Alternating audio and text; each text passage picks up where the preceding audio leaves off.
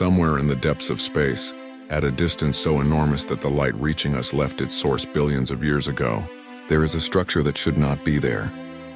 Should not be there in the sense of being surprising. Should not be there in the sense of directly violating one of the most basic assumptions that underpins our entire understanding of how the universe works. The James Webb Space Telescope found it, and the team analyzing the data has spent the past several weeks trying to find an explanation that does not require rewriting fundamental cosmology. They have not found one yet. To understand why this discovery is so unsettling to the people who study it for a living, you need to understand a principle that almost nobody outside of cosmology has ever heard of, but that every cosmologist treats as close to sacred. It is called the cosmological principle. And it says in simple terms that the universe is the same everywhere, not identical in every detail. Galaxies look different from each other. Stars are scattered unevenly. There are clusters and voids and filaments. But when you zoom out far enough, when you look at scales of hundreds of millions or billions of light years, the universe is supposed to smooth out into uniformity. No region should be dramatically different from any other region at the largest scales. No structure should be so large that it breaks the statistical evenness that the Big Bang and subsequent cosmic expansion are supposed to have produced. This principle is not just a nice assumption. It is baked into the mathematics of modern cosmology at the deepest level. The equations that describe how the universe expands, how galaxies form, how the cosmic microwave background looks the way it does. All of them assume that the universe is, on the largest scales, homogeneous and isotropic. The same in every direction and the same at every location. There is a calculated upper limit to how large a single coherent structure in the universe should be able to grow, given the age of the universe and the speed at which gravity can pull matter together across cosmic time. That limit is approximately 1.2 billion light years. Structures larger than that should not have had enough time, even across the entire 13.8 billion year history of the universe, to form as single coherent gravitationally bound or correlated systems. This is sometimes called the end of greatness, a term cosmologists use somewhat informally to describe the scale beyond which the universe should stop producing distinct large structures and instead become statistically uniform. What James Webb just found blows past that limit by a margin that the research team is still struggling to fully process. The structure, currently being analyzed by multiple independent teams who have all confirmed each other's findings using different methods, appears to be a vast arrangement of galaxies, galaxy clusters, and the intergalactic gas and dark matter that connects them, forming a connected pattern that stretches across a distance the research team's preliminary papers describe as multiple billions of light years. Multiple billions, not approaching the 1.2 billion light year limit, multiple times beyond it. If the measurements hold up, and a significant portion of the cosmology community is currently working to verify or challenge them, this would be the largest coherent structure ever identified in the observable universe, larger than the previous record holders, structures with names like the Hercules Corona Borealis Great Wall and the Giant Arc, both of which already pushed against the boundaries of what standard cosmology says should be possible. Those previous discoveries were controversial in their own right. The Hercules Corona Borealis Great Wall, discovered in 2013 through analysis of gamma-ray burst distributions, is estimated to span approximately 10 billion light-years, a finding that immediately drew skepticism from parts of the cosmology community who argued that the statistical methods used to identify it might be producing a pattern recognition artifact rather than a genuine physical structure. The Giant Arc, announced in 2021, is a structure of galaxies, galaxy clusters, and quasars stretched across roughly 3.3 billion light-years, and it too generated significant debate about whether it represented a real physical structure or a statistical fluke in the data. Both of those discoveries already challenged the cosmological principle. Both generated ongoing scientific argument about methodology, about whether the human tendency to find patterns was creating structures that were not really there in any meaningful physical sense, about whether the statistical significance of the findings held up under more rigorous scrutiny. What makes the new James Webb finding different, and what is making cosmologists take it more seriously than they might otherwise, is the instrument doing the observing. Webb was not designed primarily to find large-scale structure.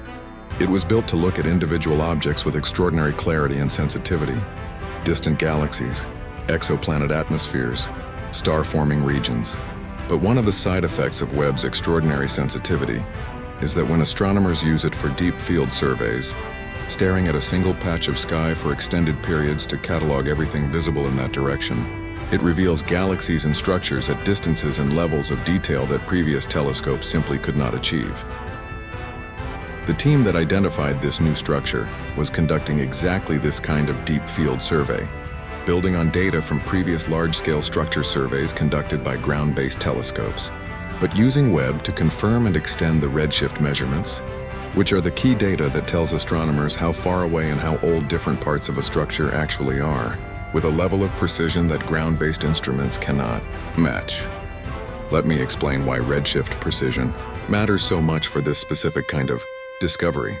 When astronomers claim to have found a large-scale structure stretching across billions of light years, the most common and most justified criticism is that they might be looking at galaxies that merely appear to be connected in our two-dimensional view of the sky, but are actually at very different distances from us, scattered along our line of sight in a way that creates an illusory pattern. This is called a projection effect, and it is the single biggest source of false positive large-scale structure claims in cosmology. The way you rule out a projection effect is by measuring the precise distance, through redshift, of every galaxy you believe is part of the structure, and confirming that they are actually at similar distances from Earth, genuinely close to each other in three-dimensional space, not just appearing close because of how they happen to line up from our particular vantage point. This is exactly where Webb's capabilities become critical. Ground-based telescopes can measure redshift, but for distant, faint galaxies, the precision is limited by atmospheric interference and the practical limits of ground-based spectroscopy. Webb, operating above the atmosphere with a much larger effective light-gathering capability for faint distant objects, can measure redshift with significantly tighter precision. When the research team applied Webb's redshift measurements to the galaxies in this newly identified structure, the projection effect explanation became much harder to sustain. The galaxies are not just appearing close together in the sky. Their distances, measured independently and precisely, cluster tightly enough that the team's statistical analysis indicates a probability of less than 1 in several thousand that this is a chance alignment, rather than a genuine connected structure. A genuine connected structure spanning multiple billions of light years. Now, here is where the conversation among cosmologists gets genuinely uncomfortable, because there are really only a few possible explanations, and none of them are simple. The first possibility is that the standard model of cosmology, the framework that has successfully explained an enormous range of observations for decades, including the detailed structure of the cosmic microwave background, the abundance of light elements produced in the early universe, and the large-scale distribution of galaxies across most of the observable universe, is missing something about how structure formation actually works at the very largest scales. This would not necessarily mean the entire model is wrong. It could mean there is a piece of physics, perhaps related to how dark matter clusters, or some subtle effect in the early universe that seeded structure formation in ways the standard model does not fully capture, that allows correlated structures to grow larger and faster than current theory predicts. The second possibility is that the structure is real and large, but the methods used to define its boundaries and connectivity are producing an exaggerated picture of how physically unified it actually is. Cosmologists who study large-scale structure use specific mathematical definitions, correlation functions, percolation algorithms, and clustering statistics to decide where one structure ends and unconnected background galaxies begin. Different definitions can produce dramatically different size estimates for the same underlying data. Critics of previous giant structure claims have often focused exactly on this point, arguing that more conservative statistical definitions would break the apparent giant structure into several smaller, less remarkable, and fully consistent with standard cosmology pieces. The third possibility, the one that the research team is approaching with the most caution, because of how significant its implications would be, is that this finding, combined with the previous giant arc and Hercules Corona Borealis Great Wall discoveries, represents a genuine and growing body of evidence that the cosmological principle itself needs revision, not abandonment. The universe clearly is, on average, far more uniform than it would be if structure were completely random, but revision of the specific scale at which that uniformity is supposed to kick in. If the end of greatness is not actually at 1.2 billion light-years, if it is significantly farther out, or if it does not exist as a sharp boundary at all, the implications ripple through nearly every calculation in modern cosmology that assumes large-scale homogeneity. Estimates of the universe's total matter content, the rate of cosmic expansion, the behavior of dark energy, all of these calculations implicitly rely on the assumption that on sufficiently large scales, any patch of the universe is statistically representative of any other patch. If genuinely connected structures exist at the scale this new Webb data suggests, that assumption becomes shakier than cosmologists have been comfortable acknowledging. There is a particular irony in where this discovery sits relative to one of the most discussed problems in modern cosmology, the Hubble tension. For several years now, two independent methods of measuring how fast the universe is expanding, one based on observations of the nearby universe using exploding stars called supernovae, and one based on the cosmic microwave background radiation left over from the early universe, have produced answers that disagree with each other by an amount too large to be explained by measurement error alone. Some cosmologists have speculated that unusually large local structures, regions of the universe that are not perfectly representative of the cosmic average, could be part of the explanation for why local expansion rate measurements differ from early universe-based measurements. A structure of the scale Webb just identified, if it sits anywhere near the regions used in these measurements, adds an entirely new variable to an already contentious debate. The research team's preliminary paper, which is currently undergoing peer review and has generated significant private discussion within the cosmology community ahead of its public release, is reportedly careful not to overclaim.